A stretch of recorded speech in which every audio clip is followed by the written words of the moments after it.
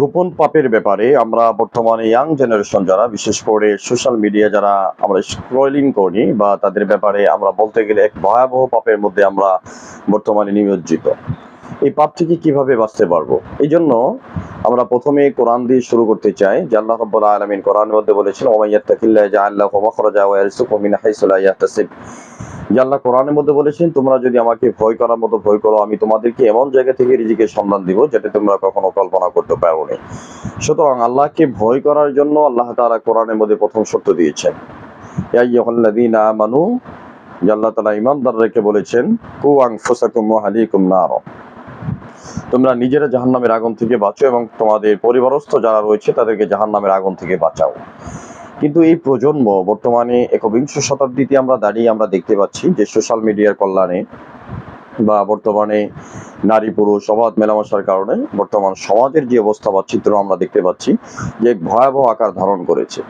আল্লাহর আযাব এবং গজব আসছে বিভিন্ন এই অশ্লীলতার কারণে। আল্লাহ তাআলা কোরআনের মধ্যে বলেছেন, জাহারাল ফাসাদু বিল বাররি ওয়াল বাহরি বিমা কাসাবাত আইদিন নাস লিইযীকাহুম বা'দাল্লাযী আমিলু লাআল্লাহুম ইয়ারজিউন।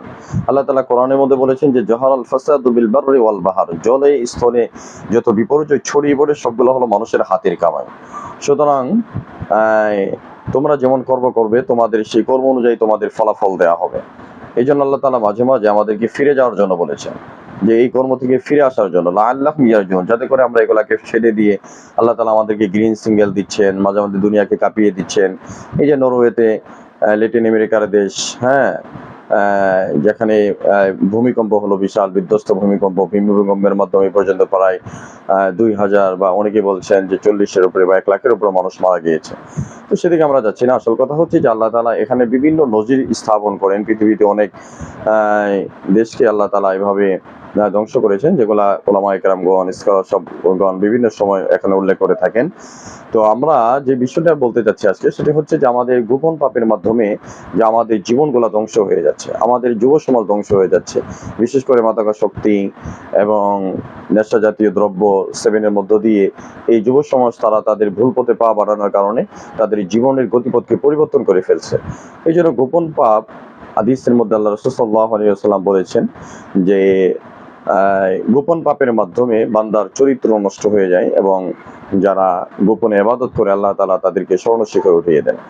এই জন্য রাতের অন্ধকারে আমরা যদি জায়নামাজে দাঁড়িয়ে আল্লাহর কাছে দাঁড়াতে পারি, আল্লাহর সান্নিধ্যে যেতে পারি, বা ফাসজুদু ওয়াক্তারিব, আল্লাহ তাআলা কোরআনের মধ্যে বলেছেন যে তোমরা আমাকে সিজদা করো, আমার নিকটে চলে আসো। এই জন্য যে গোপন পাপ একজন ব্যক্তিকে ধ্বংসের ধারপ্রান্তে নিয়ে যায় এবং গোপন আমল একজন ব্যক্তিকে সফলতার স্বর্ণশিখরে পৌঁছিয়ে দেয়। এই জন্য গোপন পাপ কখনো করা যাবে না, কারণ গোপন পাপ এর মাধ্যমে আত্মার যে শান্তি এটা বিনষ্ট হয়ে যায়। কারণ একজন মানুষ যখন গোপনে অন্ধকার জগতে কাজ করে বা বিভিন্ন ধরনের স্মাগলারের কাজ করে, বিভিন্ন ধরনের খারাপ অশ্লীলতার কাজের সাথে জড়িত থাকে, তখন তার জীবনটা একসময় আস্তে আস্তে পাপ করতে করতে তার ভিতরে ঝংকার লেগে যায়। তো এই ঝংকারের মধ্য দিয়ে সে জীবন থেকে একসময় হারিয়ে যায়।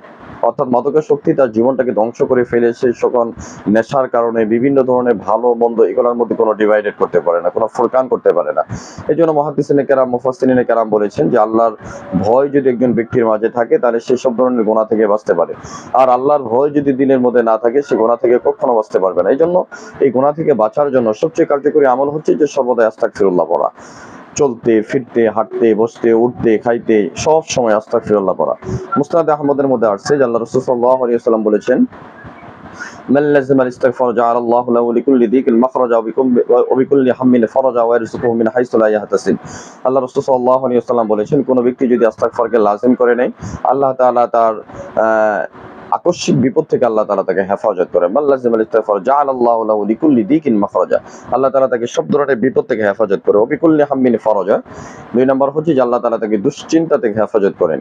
ওয়া ইয়ারযুকুহু মিন হাইসু লা ইয়াহতাসিব, 3 নম্বর যে আল্লাহ তাআলা তাকে এমন জায়গা থেকে রিজিকের ব্যবস্থা করেন যেটা সে কখনো কল্পনাও করে নাই। আরো 2টা মুহাদ্দিসিনে কেরামের ব্যাকগ্রাউন্ডে বলেছেন যে যদি কেউ ইস্তিগফারকে লাজিম করে নেয় তো আকস্মিক সমস্ত বিপদ থেকে আল্লাহ তাআলা তাকে হেফাজত করেন, এবং 5 নম্বর হচ্ছে আল্লাহ তাআলা তাকে মুস্তাজাবুদ দাওয়া হিসেবে কবুল করেন।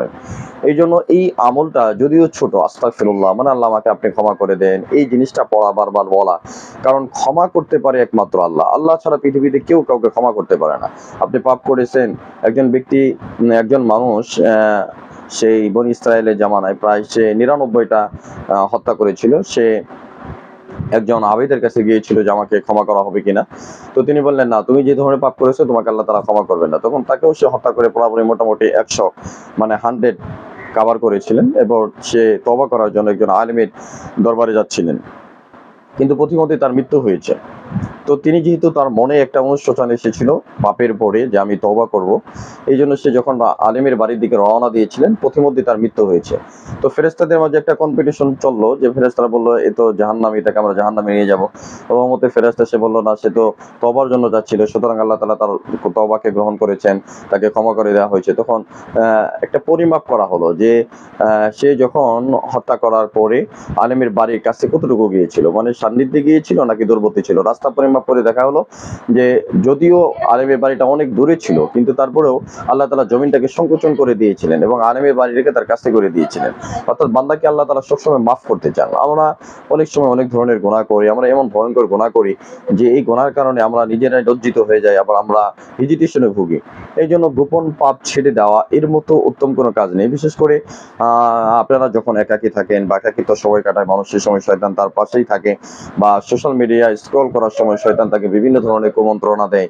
এই কুমন্ত্রণা থেকে বাঁচার জন্য বা বিশেষ করে বর্তমানে জেনা, ব্যভিচার এই বিষয়গুলো একেবারে সহজলভ্য হয়েছে, যার কারণে আমাদের ইয়াং জেনারেশন, বিশেষ করে উঠতে বয়সী ছেলেমেয়েরা এই ইন্টারনেট বা সোশ্যাল মিডিয়া ব্যবহার করতে গিয়ে বিভিন্ন ধরনের পাপের মধ্যে তারা নিমজ্জিত হয়ে যাচ্ছে। আল্লাহ তাআলা আমাদেরকে এই গোপন পাপ থেকে বের হয়ে আসা তৌফিক দান করেন। বিশেষ করে আমরা যদি নিজেরা সচেতন না হই বা এ ব্যাপারে যদি আমরা সচেতনতার বিষয়ে যদি আমরা কথাবার্তা না বলি, তো সেক্ষেত্রে আমাদের এই পাপগুলো আরো বেড়েই চলছে, যেটা অত্যন্ত ভয়াবহ। কারণ এই পাপগুলা থেকে যদি আমরা মুক্তি বাঁচাতে না পারি বা আমরা যদি মানুষকে সচেতন করতে না পারি, ওলামায়ে কেরামগণ, স্কলারশিপগণ বিভিন্ন ধরনের বক্তব্যের মধ্য দিয়ে এই গোপন পাপের ব্যাপারে তারা সতর্ক করে যাচ্ছে। নবীরা পর্যন্ত এই গোপন কাজের ব্যাপারে সতর্ক করেছেন সমস্ত মানুষই।